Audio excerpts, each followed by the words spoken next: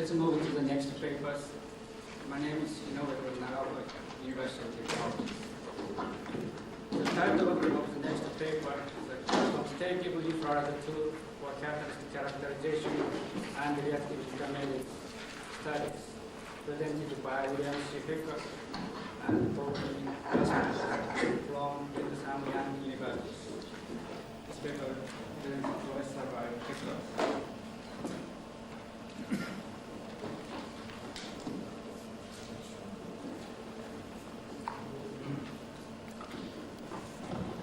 Good morning. I'd like to first of all thank the session organizers and the conference organizers for giving me this opportunity to come to this beautiful country for my first time.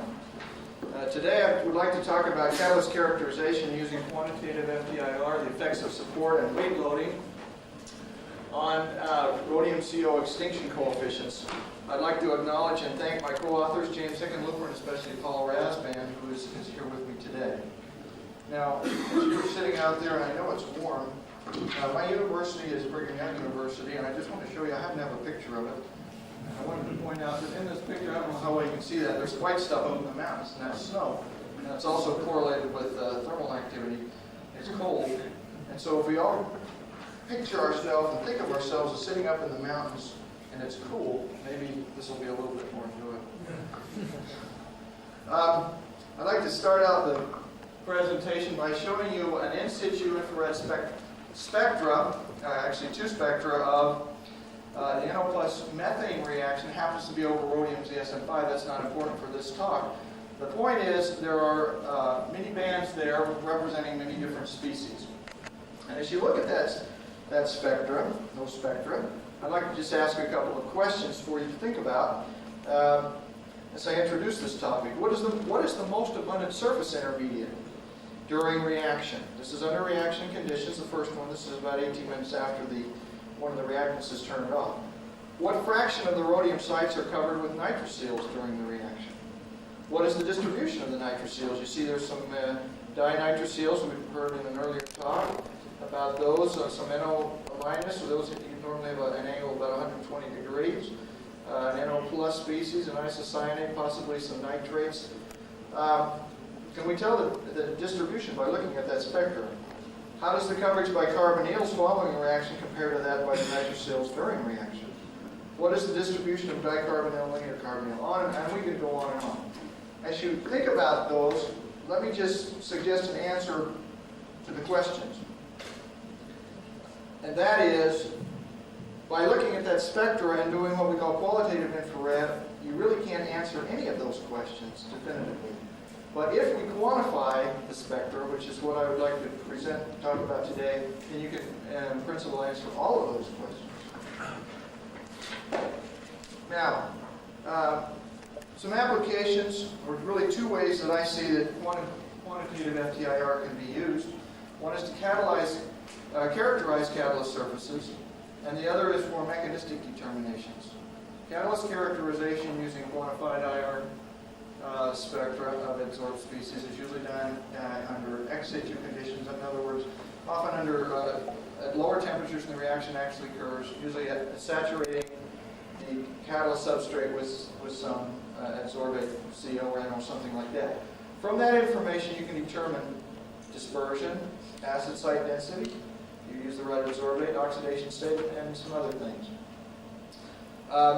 Spectra taken under in situ conditions, under actual reaction composition and temperature, can give us great information about the mechanism, including the species distribution, the type of species during reaction, reactants, products, and possible reaction intermediates, and most importantly, I think, quantitative surface coverages. In other words, a spectra like I just showed you. For instance, the coverage by the dinitroseal, we could put a number on it, 0.5, by the NO plus, 0.2, by CO afterwards, 0.1. That is all possible in principle. Now, what do we need? And what is my goal, I guess? Let's ask that first. The goal of this work is very simple. And my ongoing work is just to be able to quantify any infrared spectrum. That's a big goal. There's a large scope there. We can't cover all that today, nor have we done all the work, obviously. But what do we need? What we need is something very simple. It's an extinction coefficient. An extinction coefficient is simply something that relates, it's a proportionality constant between the peak area you see and the actual surface concentration. Okay, and so we need values of the extinction coefficient. They're going to be different for every different species. In addition, we can talk about different adsorbate systems, different active phases, different supports, as a function of coverage, as a function of weight loading, as a function of temperature. Those are some of the questions we've been asking ourselves. Today, my specific objective is to cover 3 of those for the Rh-CO system. We want to look at the effect of weight loading, the effect of support material, and if we have a little bit of time, the effect of temperature. So, to start out, we need to discuss briefly the theory that I've alluded to already. Apologize, as Bert likes to draw on his slides, I like to draw on mine. That's a mistake on these slides that are colored.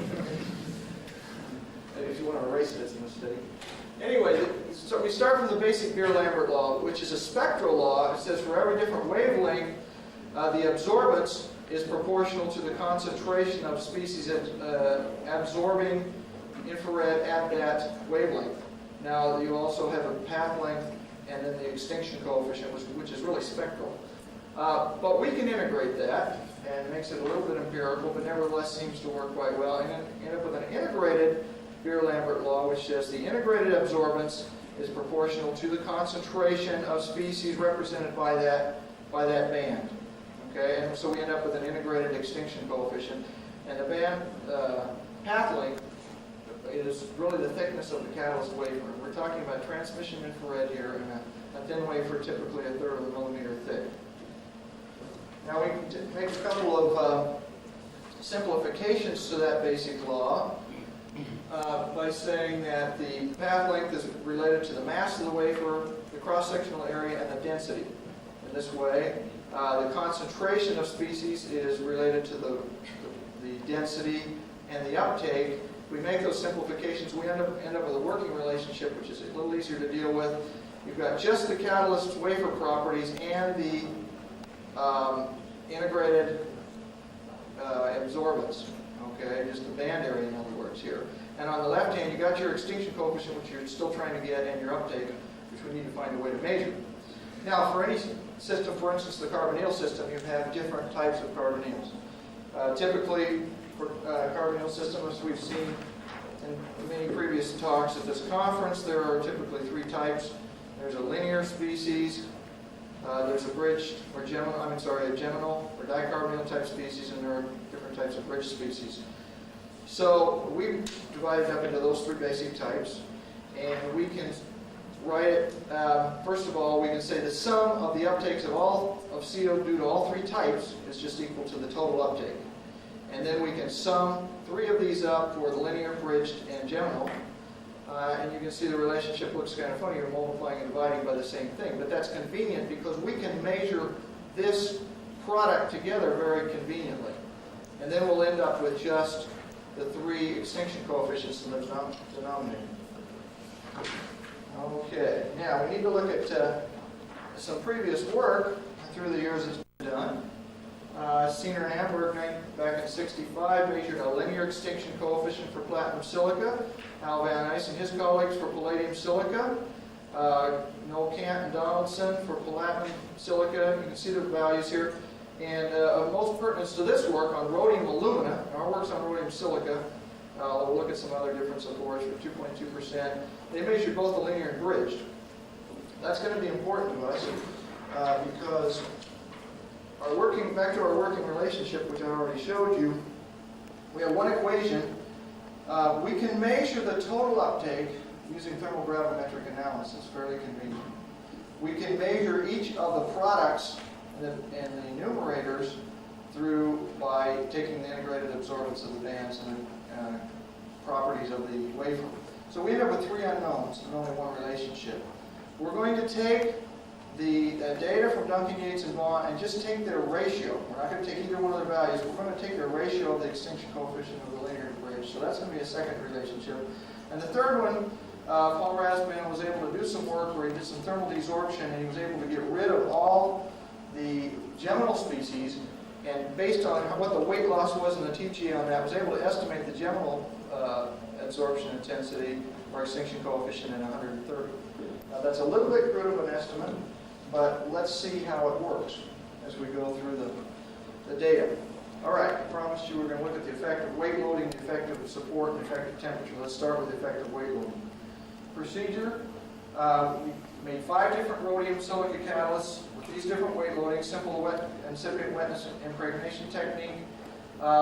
3 distinct preparations of each of the 5 weight loadings. So we did some pretty good statistics there, so we could get some error bars. With those made, we then did the FTIR spectra at 32350 degrees centigrade and saturated flowing CO and measured the integrated absorbances, the interval under the peaks. Okay, the particular technique for deconvolution, you can see a paper we wrote back in '93. And then we also did, for the same systems, the TGA to get the total uptake. Well, first of all, the total uptakes looks something like this. This is a function of 5 different weight loadings. You can see what the error bars. TGA is to be very careful when you do that, but we were able to get pretty good reproducibility. You can see the error bars there. If we go through the technique then with those data, here's what we got for the extinction coefficients. Now, you can see it as a function of 5 different weight loadings. You can see the bridged and the linear. You can see the error bars. And we were really quite pleased. I think it's good news to try to apply this technique generally. It basically says it's independent of weight loading. And that the linear has a value of about 12 to 14. And you can see obviously there's some scatter there, but and the bridged is on the order of 45. Now, how do we justify that? How do we verify that? Well, one thing you can do once you have those extinction coefficients, you can go back now to any spectra and obtain the relative uptake for the different kinds of species and determine a dispersion, a catalyst dispersion.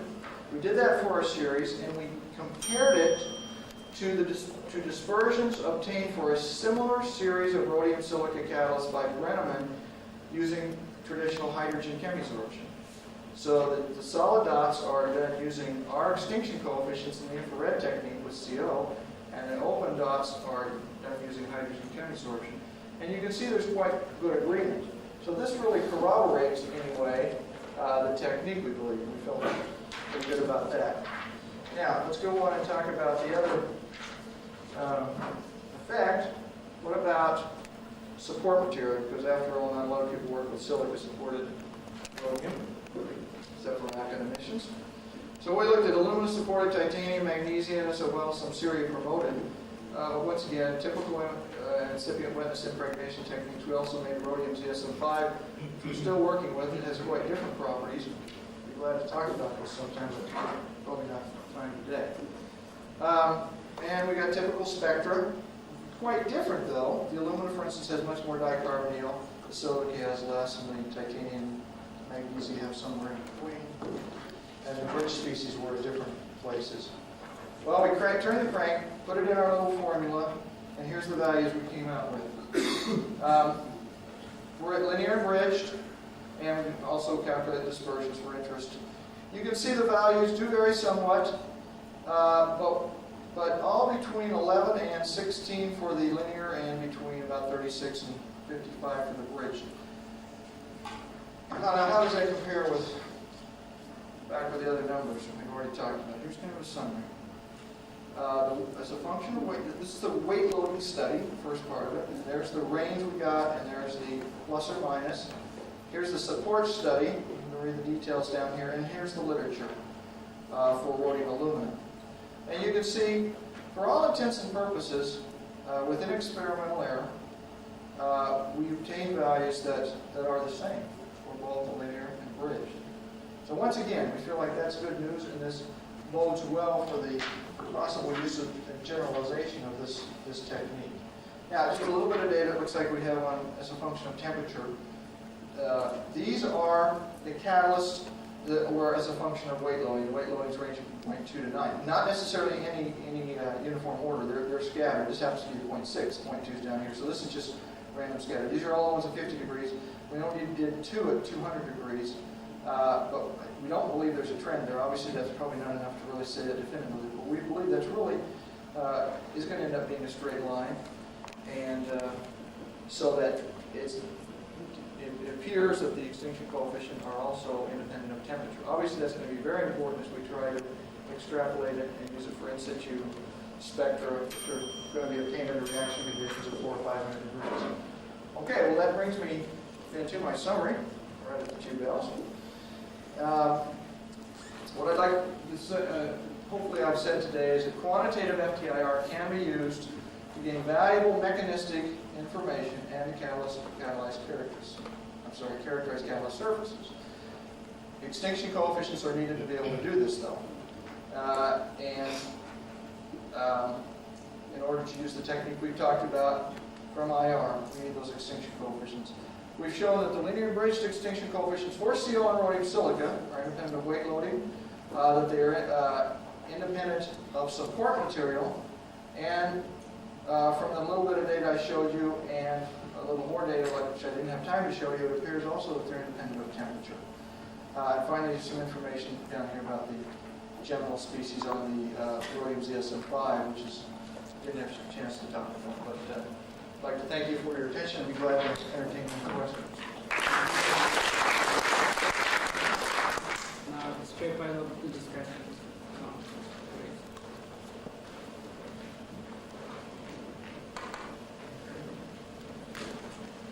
Each characterized research and competitiveness. I briefly address the point of location of the rhodium species inside of the C5 zeolites. I wonder if the N over the CO's absorptions are proceed of the isolated rhodium species or the mutual communication of the rhodium, J-notes, rhodiums, or some CO came from the more larger particles. I mean, that's kind of the absorption of the nutrients in the CO2 absorption would be involving with the different rhodium species. The J-notes could be completely isolated, but it's, some J-notes is also formed on the rhodium surface of the particles. It depends on the rhodium loadings in the U. Experience many variety of the size of the rhodium species. Okay. That's a good question, and I'm not sure we really have the answer to that. I think what I'm hearing you ask is are the geminal species representative of different species on the low weight loading as they are on the high weight loading? Is that kind of your question? And there's nothing in the infrared for the support, the oxide supported catalyst to suggest that they don't. Now, we only did the effective weight loading on silica supported. And for silica supported, from the literature, my understanding is you get mostly crystalline type rhodium. On alumina supported, of course, you get raft type structures. But the technique seems to give the same extinction coefficient for both. Now, once again, one of the major assumptions is that extinction coefficient for the geminal. So one of the things we want to do is go back, we're going to be a little more definitive and check that geminal absorption intensity more closely.